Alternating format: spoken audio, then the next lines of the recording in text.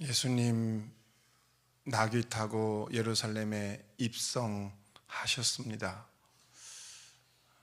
십자가 지시기 위하여 예루살렘에 입성하셨고, 나귀를 타신 것은 솔로몬이 아버지의 나귀를 타고 왕권을 선포하던 그것을 생각나게 하고, 그리고 겸손의 왕으로 오실 메시아를 예언했던 그 예언을 이루신 것을 이야기합니다. 사람들은 예수님을 보고 앞서거니 뒤서거니 호산나 다윗의 자손이여, 주의 이름으로 오시는 이여 호산나, 자신들을 구원할 메시아, 자신들을 구원할 통치자, 왕으로 예수님을 맞이한 겁니다. 그래서 로마 당국자나 유대 지도자들이 예수님을 정치적으로 위험한 인물로 생각하여 죽이려 했던 이유가 바로 거기에 있고, 십자가 위에 죄패가 예수 유대인의 왕이라고 쓰여져 있는 이유도 거기에 이유가 있습니다. 예수님은 십자가를 충분히 피하실 수 있었습니다.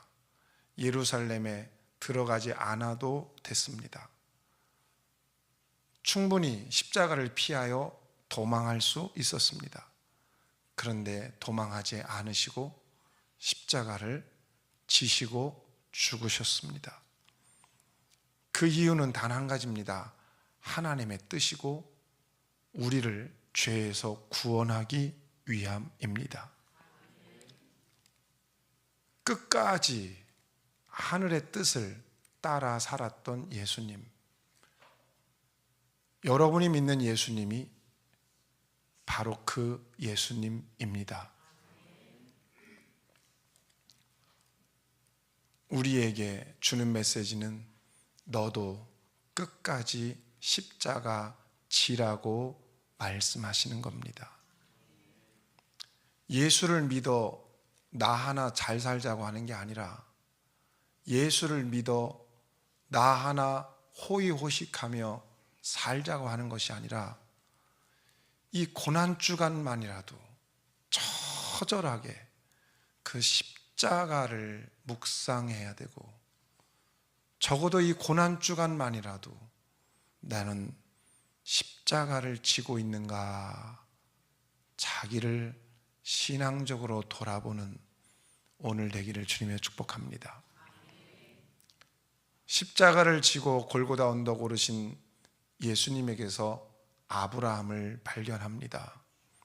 아브라함도 네 아들 이삭을 번제로 드리라 라고 하는 이 감당할 수 없는 말씀을 듣고 아침 일찍 일어나 순종하고 사흘 길을 걸어가고 산을 올라가고 그 산에서 제단을 버리고 그 제단에 이삭을 결박하여 올려놓습니다. 그리고 이제 칼을 들어 그를 죽이려 합니다. 오늘 10절 말씀입니다. 시작. 손을 내밀어 칼을 잡고 그 아들을 잡으려 하니. 히브리어 성경에서는 이 본문을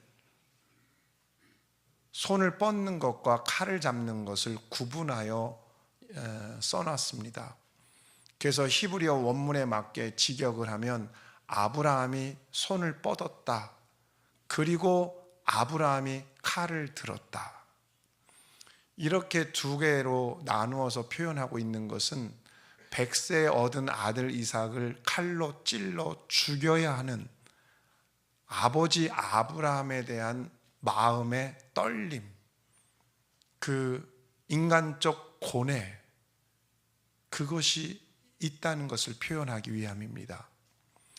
그럼에도 불구하고 아브라함은 칼을 들어 이삭을 죽이려고 합니다. 이쯤 되면 여러분 마음속에 이런 질문을 던져볼 수 있을 겁니다. 아브라함은 어떻게 보아야 하는가? 아브라함이 지금 칼을 들어 아들을 죽이려고 하는 것을 순종으로 보아야 하는가? 광신으로 보아야 하는가? 믿음으로 보아야 하는가? 광신으로 보아야 하는가? 여러분 생각은 어떠세요? 아브라함이 지금 칼을 들어 아들을 죽이려고 하는 것이 순종 같아요? 광신 같아요? 종교적인 광신은 그런 겁니다. 하나님의 말씀에 자기 생각을 끼워 넣어서 그것으로 자기의 복음을 만들고 그것이 복음이라고 자꾸 외치며 다니는 사람, 그 사람이 광신입니다. 하나님의 말씀에 자기 생각을 끼워 넣고 자기 복음, 내가 복음, 나만의 복음, 성경이 말하지 않는 자기가 생각하는 복음을 복음이라고 착각하고 살아가는 사람들을 광신이라고 그래요. 기독교 역사에서 십자군 전쟁이 그렇습니다. 십자군 전쟁 7차까지 갔지만 1차를 제외하고서는 모든 십자군 전쟁이 유럽 땅을 휩쓸고 다녔습니다.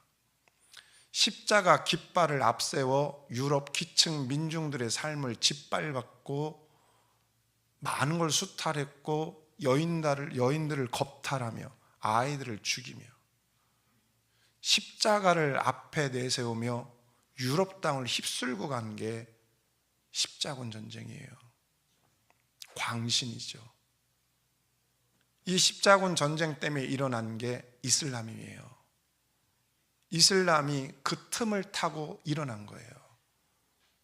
유럽 땅의 기층 민중들이 더 이상 우리는 기독교를, 이 그리스도교를 못 받아들이겠다 하니까 이슬람이 그때 불같이 일어나게 된 거예요.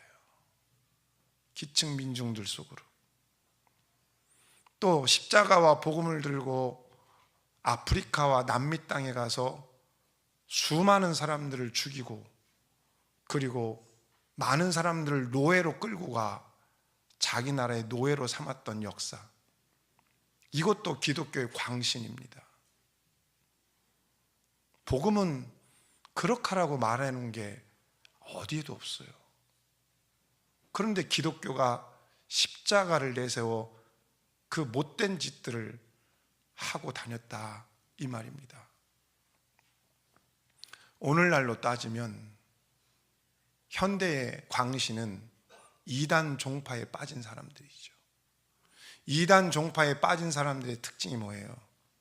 가정이 파괴되고 개인의 삶이 파괴되고 직장과 일상의 삶이 파괴되지요. 그래서 광신의 특징이 뭐다? 파괴적이다.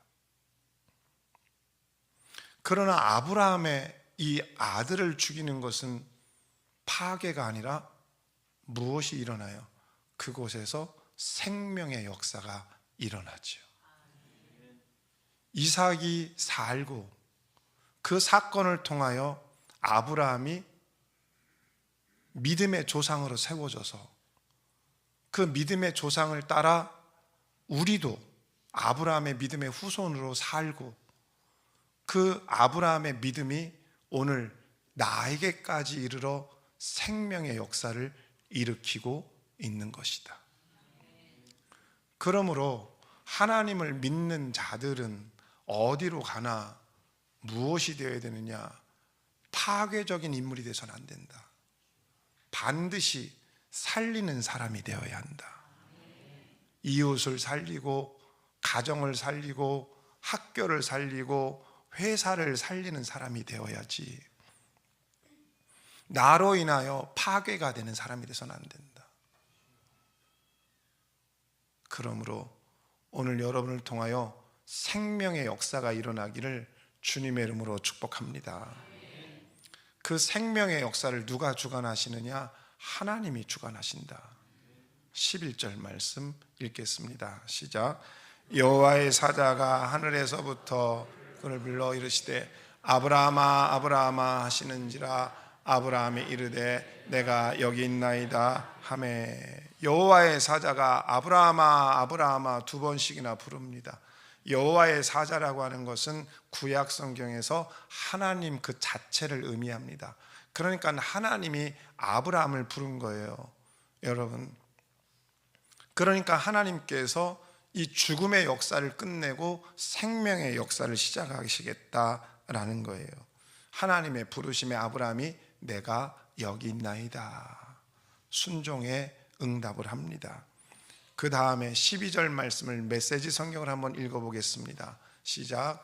그 아이에게 손대지 마라. 내가 나를 위해 내 아들, 내 사랑하는 아들을 제단에 바치기를 주저하지 않았으니 내가 하나님을 얼마나 경외하는지 이제야 내가 알겠다. 아멘. 하나님이 말씀하시에요. 그 아이에게 손대지 말아라.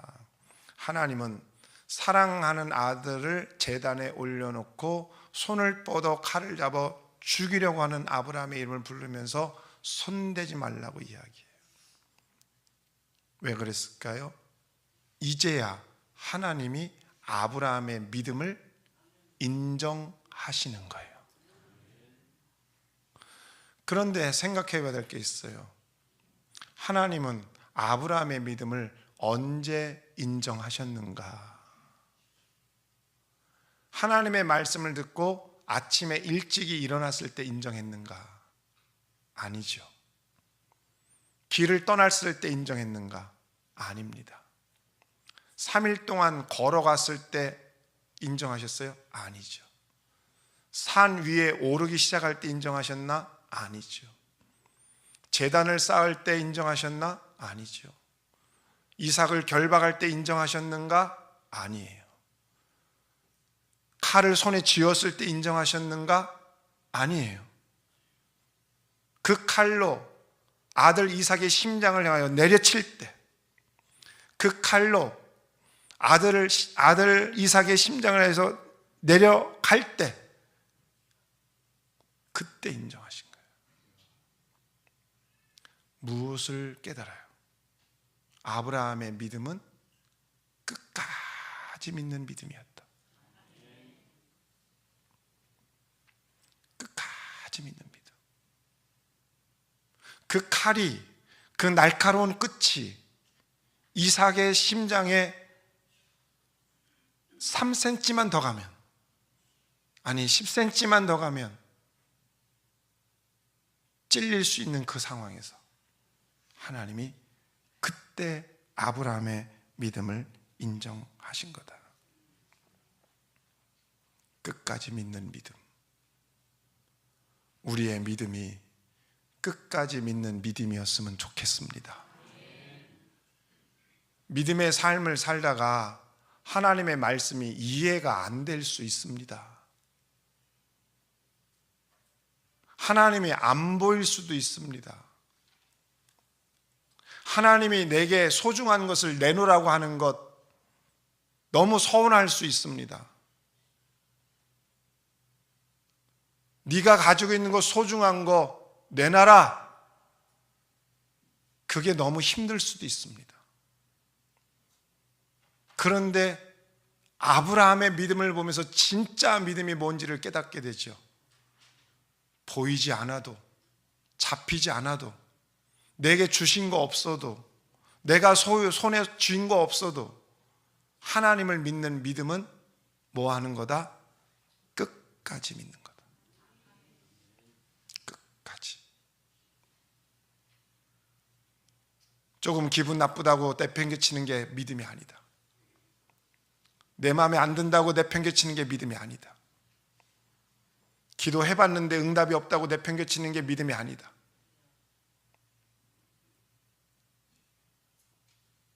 그게 믿음이 아니에요.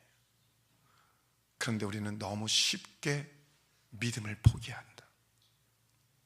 내가 바쁘면 포기하고, 내가 조금 몸이 피곤하면 포기하고, 내가 조금 어려우면 주일 예배를 포기하고, 내가 조금 힘들면 주님께 드리는 걸 포기하고.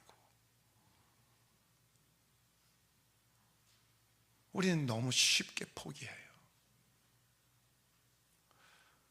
우리 포기하지 말고 끝까지 믿는 믿음의 경주를 쉬지 않기를 바랍니다. 하나님은 또 말씀하십니다. 내가 하나님을 얼마나 경외하는지 이제야 내가 알겠다. 경외는 히브리어로 야레라는 단어를 씁니다. 이 경외라는 말이 두렵고 존경한다, 이게 국어 사전식의 의미예요. 근데 신앙적 의미의 이 비슷한데 신앙적 의미를 좀 더 풀어서 설명해 보면 이 야레, 경외는 하나님을 존경하며 그분 앞에서 자신의 부족함을 철저히 통감하는 경건한 두려움을 말한다. 하나님 앞에서 자신의 부족함을 철저히 깨달은 그 경건한 두려움, 그것이 바로 경외라는 거예요. 그래서 하나님을 경외하는 사람은 하나님의 모든 말씀에 뭐가 될까요? 순종이 되는 거예요.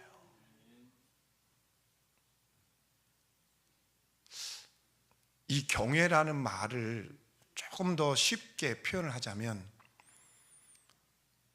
저는 최근에 폭삭 속았수다 이거 보면서 아이유라고 하는 배우에게 폭삭 빠졌어요. 왜 이렇게 연기를 잘하는 거예요? 가수인데. 근데 여러분, 아이유를 아시는 분들이 있다면 여기에 만약 아이유가 오늘 왔어요. 그럼 여러분 어떨 것 같아요? 그냥 왔네 하고선 지나갈 거예요? 아니면 소리를 지를 거예요? 그렇게 하면 설교가 안 되잖아요. 소리 지른다고 얘기해 주세요. 소리 질러요? 그냥 지나가요? 소리 지르죠. 와, 우리 교회 아이유가 왔다니. 그러면서 만약에 아이유가 여러분한테 악수하자 그러면 어떻게 할 거예요?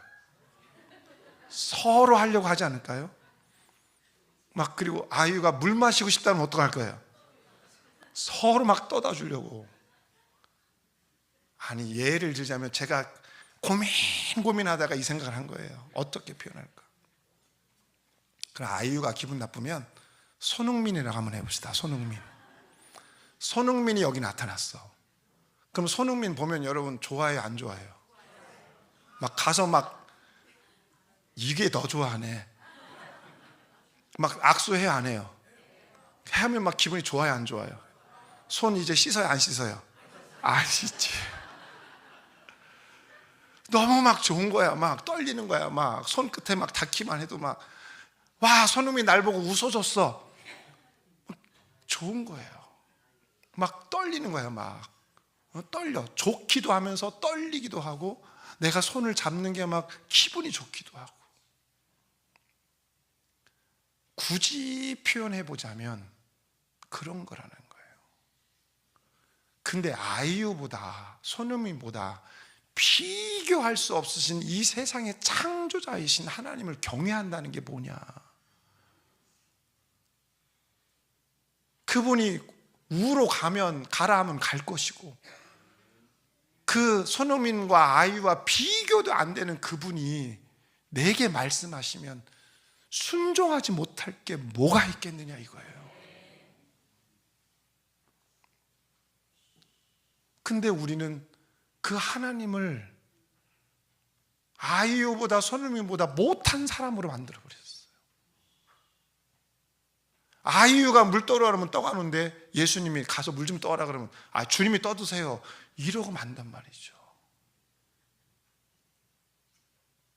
손흥민이 말하면 듣는데 주님이 말하면 십자가 좀 져라, 그건 무거워서 못 져요 라고 이렇게 반박하고 만단 말이죠. 뭐가 사라졌어요? 경외함이 사라졌어요. 하나님을 하나님으로 바라보고 하나님을 하나님으로 인정하고, 이 예배 드리는 시간이 하나님을 만나는 시간이고, 이걸 잃어버린 거예요. 이 예배 드리는 시간이 얼마나 소중한지, 막 기쁘고 즐겁고 두렵고 떨리고, 막 주님 만나고 싶고 주님 만나러 가는 시간, 아이유보다 손흥민보다 더 훌륭한 그분을 만나러 가는데 이 감격이 사라진 거예요. 경외가. 그러니까 예배를 너무 쉽게 포기하고, 오더라도 늦게 오고, 세수도 안 하고 오고, 그냥 막 체육복 입고 오고, 눈곱도 안 띄고 오고, 이렇게 돼버리는 거예요. 와가지고서는 계속 눈만 감고 있고 졸고 있고 핸드폰이나 보고 있고 이러는 거예요. 경외함이 없으니까. 뭐 남는 건 뭐예요 그럼? 껍데기. 나 오늘 주일 갔다, 껍데기만 남는 거예요. 나 오늘 주일 지켰다, 껍데기. 신동엽 시인이 껍데기는 가라라고 하는 시를 썼는데, 정말 이 4월에 껍데기가 떠나가기를 바라요.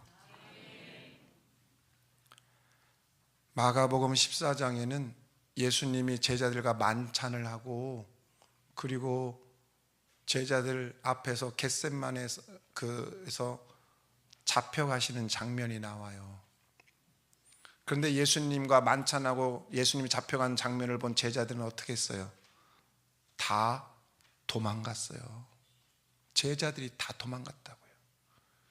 근데 마가복음 14장 3절로 9절까지 보면 어떤 이야기가 나오냐면, 예수님 머리에 향유를 부은 이야기가 나와요. 제자들은 다 도망갔어요. 근데 이 여인의 이야기가 이 앞에 기록되어 있어요. 이 여인의 이름은 몰라요. 그냥 한 여인이, 그 여자가 이렇게 나와요. 예수님이 베다니 문둥이 시몬의 집에 있을 때 이 여자가 와서 비싼 향유 옥합을 가지고 오더니 그것을 깨트려 예수님의 머리에 부었어요. 향유를 발에 붓는 것과 머리에 붓는 것은 그 의미가 달라요. 발에 붓는 것은 웰컴, 환영한다는 의미고요. 머리에 붓는 것은 예언적 행위를 의미해요. 그러니까 예수님도 이 여인의 믿음을 칭찬했어요. 그가 힘을 다하여 향유를 부어 내 장례를 미리 준비하였노라, 이렇게 말씀하셨어요. 그러니까 예수님은 이 여자가 머리에 향유를 부은 것을 예수님의 미래를 준비하는 것으로 받으신 거예요. 그리고 이 여자도 무엇을 알았느냐? 예수님이 고난받으러 오셨고 십자가 지실 것이고, 십자가 지고 죽어 장사 지을 것을 이 여인도 영적으로 깨닫고 있었던 거예요.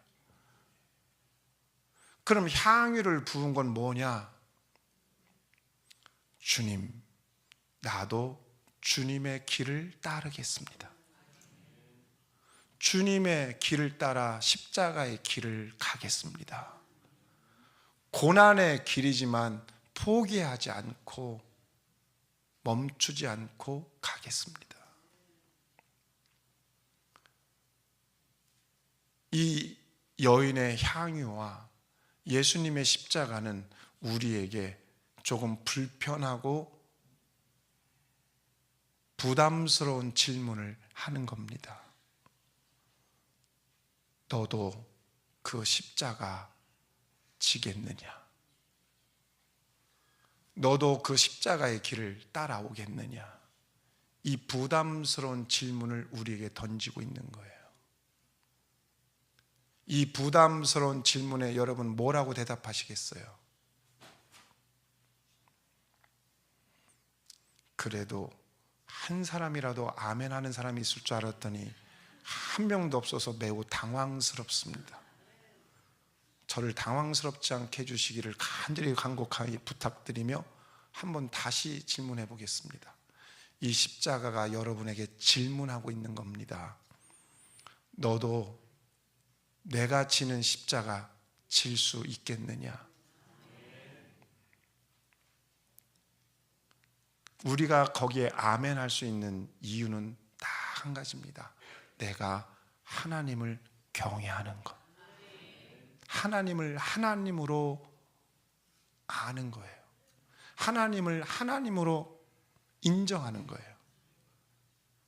어떤 이 땅의 인물보다 못한 인간이 아니라 예수가 하나님이고 예수가 참된 하나님인 것을 인정하는 자만이 그 말씀 앞에 두렵고 떨면서 주님 말씀하시면 그 말씀을 한 절 한 절이 너무너무 그냥 듣고 싶고 놓치고 싶지 않고 주님 말씀만 하옵소서 내가 가겠나이다, 이 응답을 할 수 있는 거예요.